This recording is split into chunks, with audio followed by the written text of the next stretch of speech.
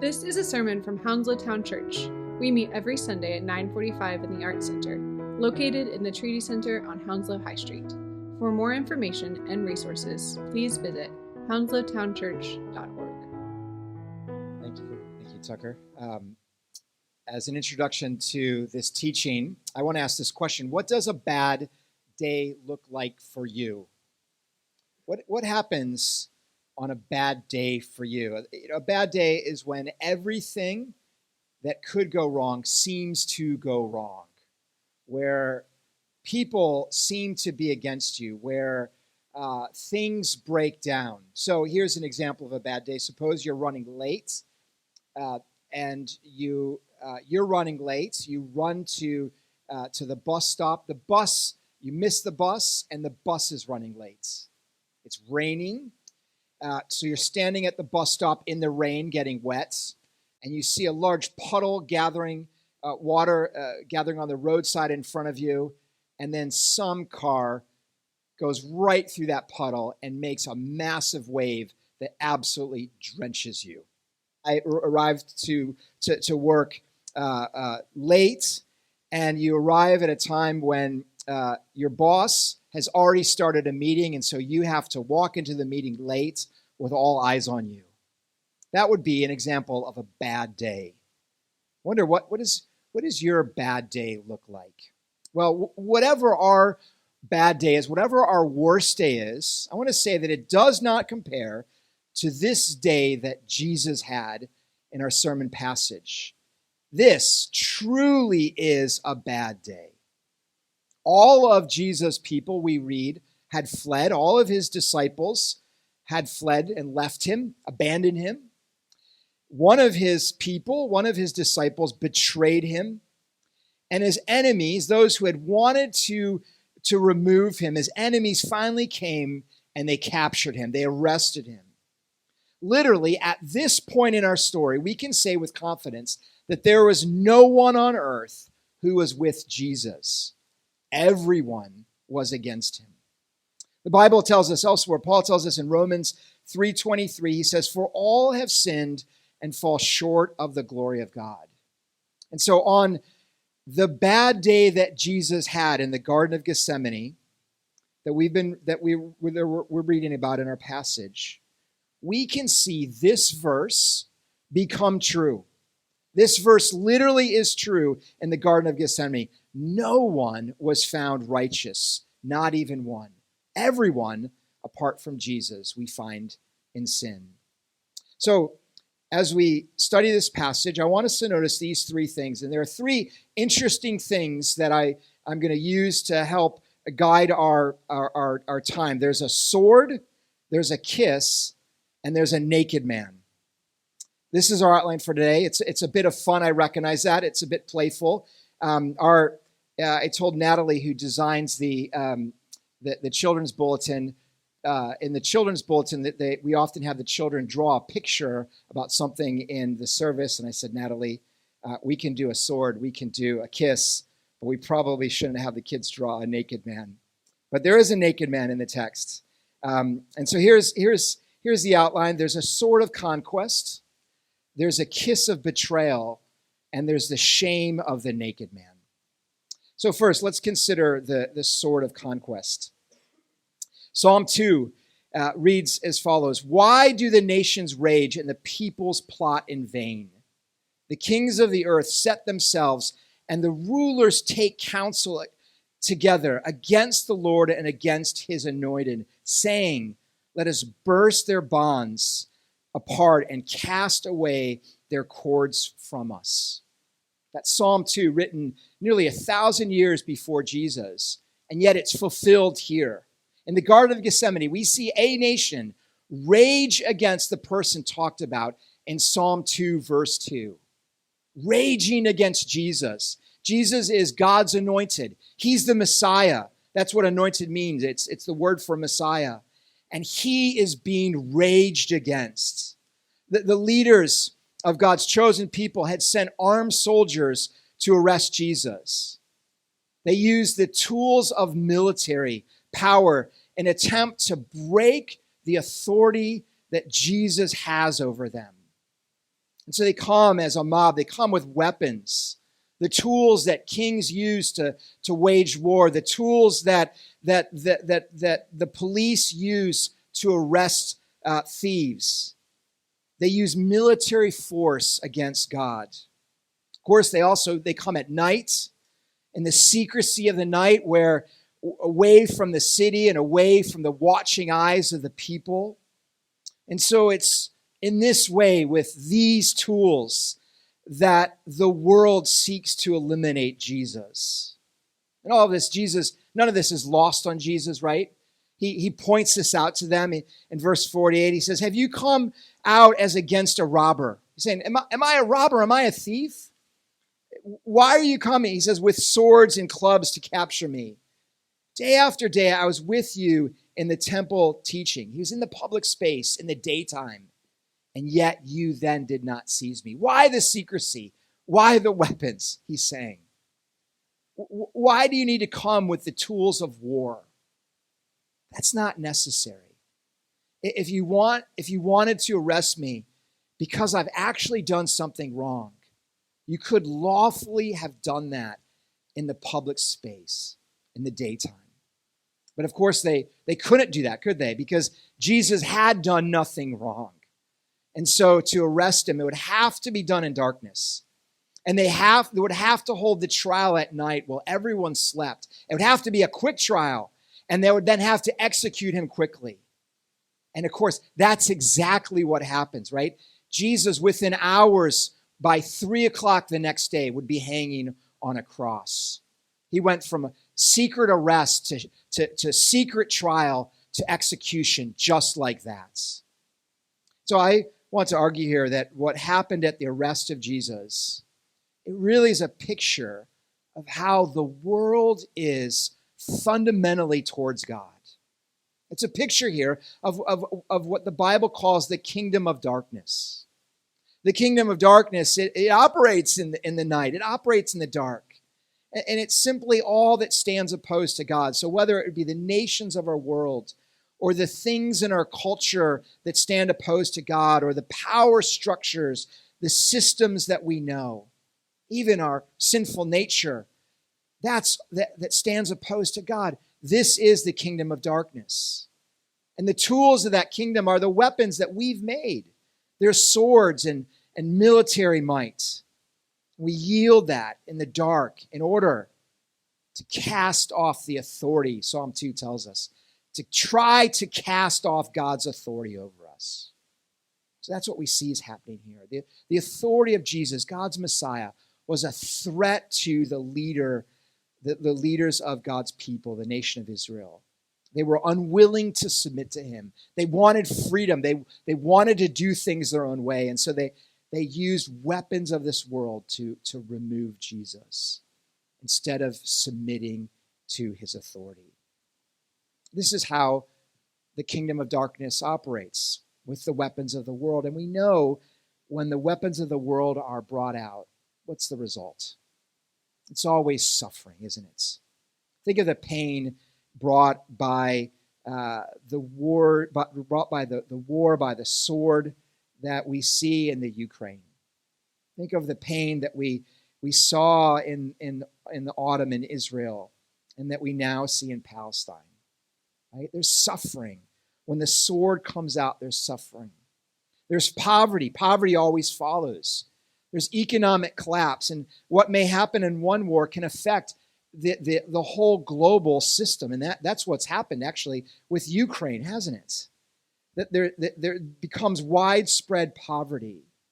There's a need then for refugees to flee the home they love because of the war, or because government leaders, they rule by the sword, instead of submitting themselves to the word of God and to rule under God by faith in him.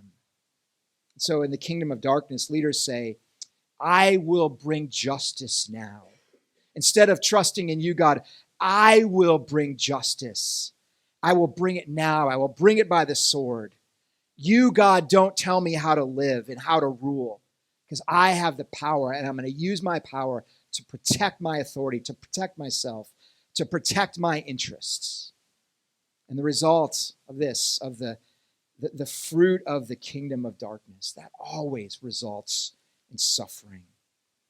And so here we see the power, the authority, the structures of the world stand against Jesus, and they're suffering. And most of all, Jesus is the one who suffers.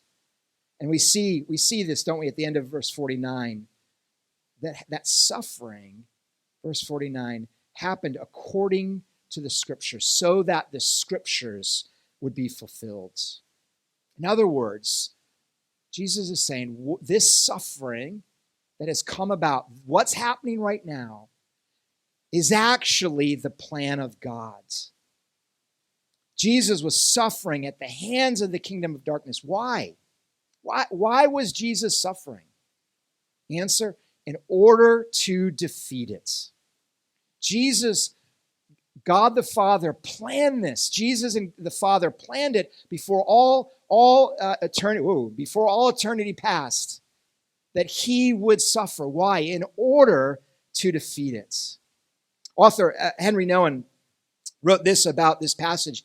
He said, who can listen to a story of loneliness and despair? That's what we're listening to.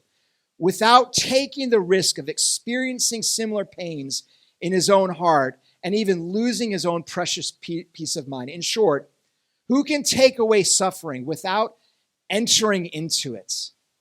You see, the plan of God was to have Jesus enter into the suffering of this world, brought about by our sin, brought about by the kingdom of darkness, in order to defeat it.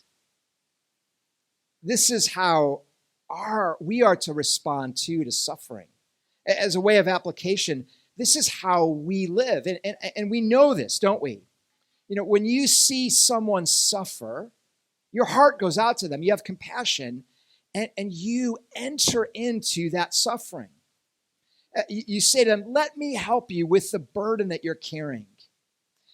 When you go, say, to the hospital to sit with a friend or a family member who's hooked up to chemotherapy because they have cancer, and as you sit with them and as you cry with them, and you enter into the fear that they have, and the pain that they have, and the uncertainty that they have, and you enter into that because you share in that with them as they're facing it. You enter into their suffering. While you don't suffer in the same way that they do, they're the ones who have the tumor, they're the ones with the cancer. You enter into their suffering emotionally as you bear with them that burden of their fears and their concerns. So who can take away suffering? We can't take away suffering without entering into it. Do you see why Jesus had to take on flesh and come into our world in order to defeat the kingdom of darkness? You know, and staying with this cancer illustration, Jesus didn't just come into our world and sit next to us and hold our hand in our world of suffering. No, he actually came in and he took on our cancer in order to defeat the cancer of sin itself. Paul explains this in 2 Corinthians 5:21. It says this, for our sake, he, God, made him Jesus to be sin who knew no sin. Jesus was innocent, and yet he made him he put the sin of the world on him on the cross, so that in him we might become the righteousness of God. In order to defeat sin, in order to defeat the kingdom of darkness, Jesus took on flesh, and he suffered all the effects of sin. And on the cross, he bore the penalty of sin so that we might be saved. So he faced the sword of conquest for the glory of God and for us. Secondly, we see that Jesus received the kiss of betrayal. The point I want to make here, secondly, is I want us to see that even his followers turned against him. Verse 50 reads, and they all left him and fled. So let's think about his followers here for a minute. First, there's Judas. Judas, of course, of the 12, he is the worst offender. He's the one who led the soldiers into the garden, and he betrayed Jesus with a kiss. A kiss in ancient times was a sign of friendship. It was a sign of intimacy, really much like it is today in the Middle East. If you go to the Middle East today and you have a friend, when I was in the Middle East, I would greet my friends on the street with a kiss. That was the culture. That is still the culture of the time, just it was with them. And so with this sign of friendship, with this sign of intimacy, Judas approaches Jesus, he kisses him, and then he turns him over to the soldiers. All have sinned and fall short of the glory of God. Next is Peter, right? Verse 47, it reads this, "But one of those who stood by drew his sword and struck the servant of the high priest and cut off his ear." Now, Mark keeps it secret who this person is. It doesn't name Peter, but another gospel writer does. John does. And so here, this is Peter. And what does Peter use? He uses the weapon of the kingdom of darkness. He uses the sword. He's the only one who uses the sword, right? And he shows that his actions are no different and that darkness is swirling around in his heart as well. And John, again, Mark doesn't tell us this, but John tells us that it was Jesus then who stopped it and who told Peter, no more violence, put the sword away. And Jesus actually goes to this servant who had his ear injured, and he puts his hand on the ear and heals it. So here's Peter. What do we make of Peter? Romans 3:23, all have sinned and fall short of the glory of God. You see, just like those who came to arrest Jesus, the outsiders of Jesus, his enemies, those who were far away from Jesus. Look at the insiders. They were also in the wrong. They were those who were far away from religion and those who were the insiders of religion. They're both the same, aren't they? Religious people are sinners and the irreligious people are sinners. Conservative people are sinners. Liberal people are sinners. North Americans, South Americans, Europeans, Africans, Asians, Australians. The only continent I couldn't come up with that has a sinner on it, an indigenous sinner on it, is Antarctica. Because the only living thing on Antarctica are penguins. And those are birds, and they don't have souls. And they did not contribute to the sin in this world because they did not contribute to the fall. They are victims, actually, of the fall. They are not agents of the fall. That privilege lies with humans alone. And so this condition of humanity, of sin, it affects us all, which is why here at Hounslow Town Church, we welcome all to worship Jesus with us. Many people, I hear this often, many people will say about the thought of them going to church. They'd say, I could never go to church. If the people of the church knew how bad I was, I would not be welcomed in here. What do we say to them? We say, look at this passage. The worst offenders of this passage are not the soldiers who came to arrest Jesus, the religious outsiders. No, it's those who are the religious insiders. Judas, one of the 12, and Peter. They're the ones who betray and hurt and show evil the most. What does that mean? It means that you are no different than me, who is no different than she or he. What do you think? What do you think that it is that you have done so bad that I've not done? What do you think it is that you've done that you think is so bad that God could not find a way to rescue you? If you think you've done something so bad, I want to suggest this. You actually have too high a view of yourself because you think you've done some great, terrible deed that has somehow stumped the power of God to save you. Listen, there is no sin. There is no sinner who God does not have the power to save. Everyone who he saves, everyone who's here in this church is a sinner who's been saved, but by the grace of God.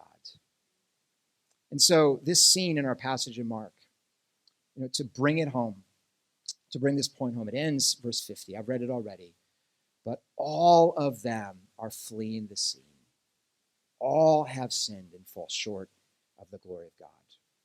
Finally, thirdly, that includes this naked man. Verse 51, and a young man followed him with nothing but a linen cloth about his body.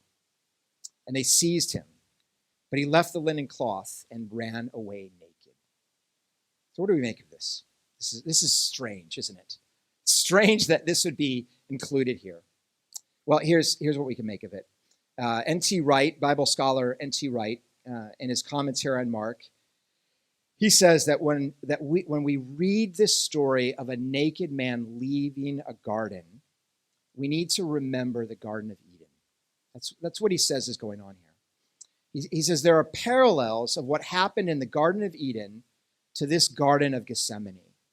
So here are some parallels. Both were gardens. Both had naked people leaving it, naked people in it, and both had sinners leaving it. So both were gardens, both had naked people, and both had sinners. And so let me remind you of the story of Adam and Eve in the Garden of Eden. They sinned by eating the fruit of the tree. They loved their life more than they loved God.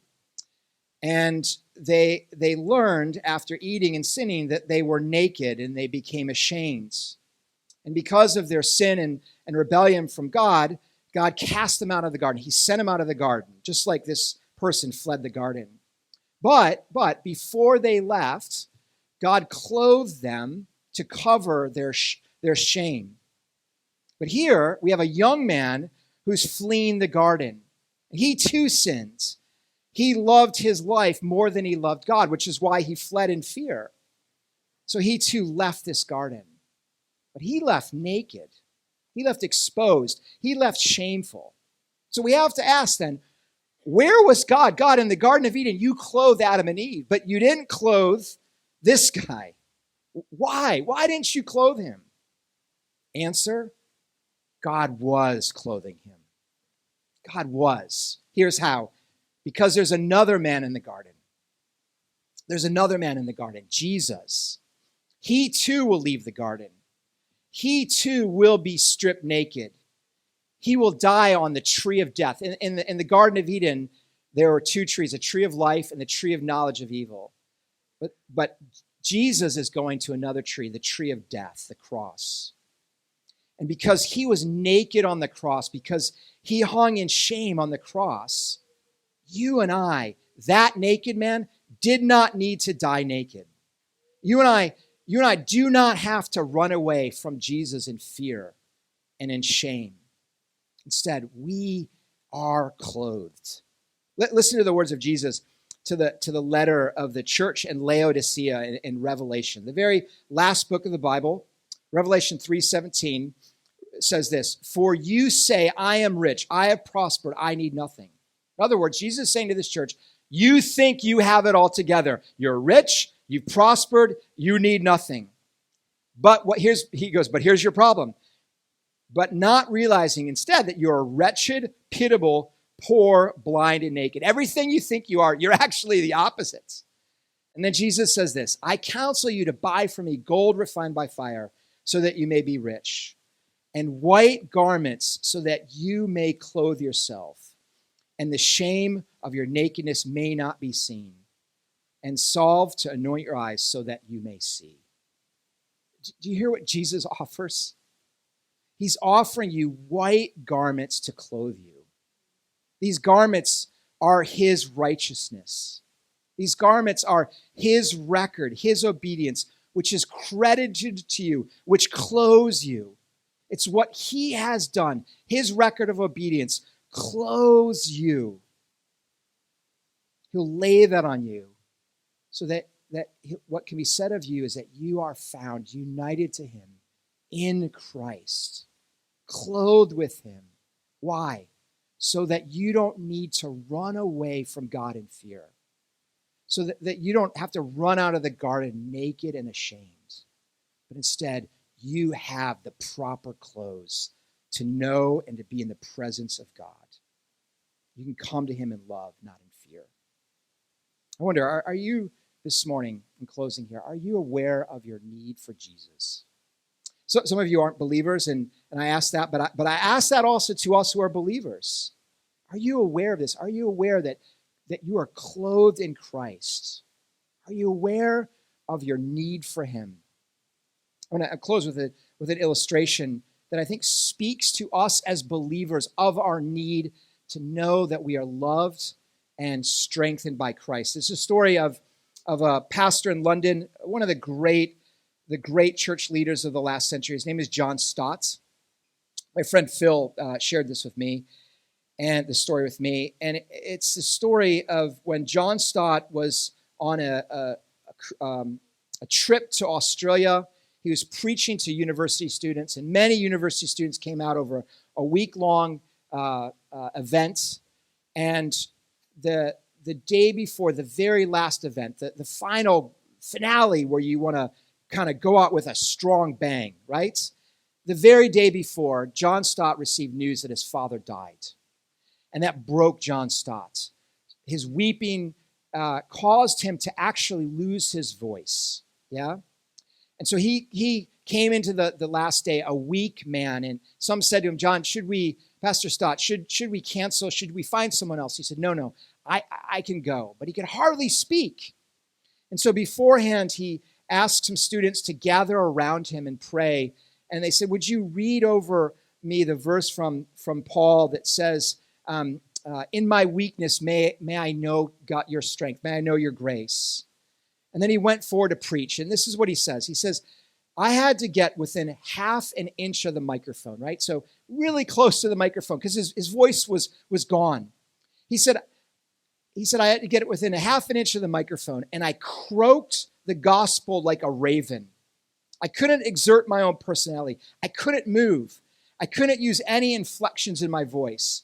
I croaked the gospel in monotone, meaning just with not any interest, not any personality, not any pizzazz in his voice. And then he says, and then when the time came to give the invitation for people to respond and to come forward, larger than any other meeting during the mission, students came flocking forward. Do you hear the point of the story? In our weakness, God works in mighty ways, right? Whether we are naked, he clothes us. When we feel weak and we trust in him, we find his strength. So I'm going to ask you this morning, what is your need? What is your need? Bring that to him. Ask him to turn your heart so that you would trust in him, and ask him that his strength would be revealed in your weakness. Let's pray.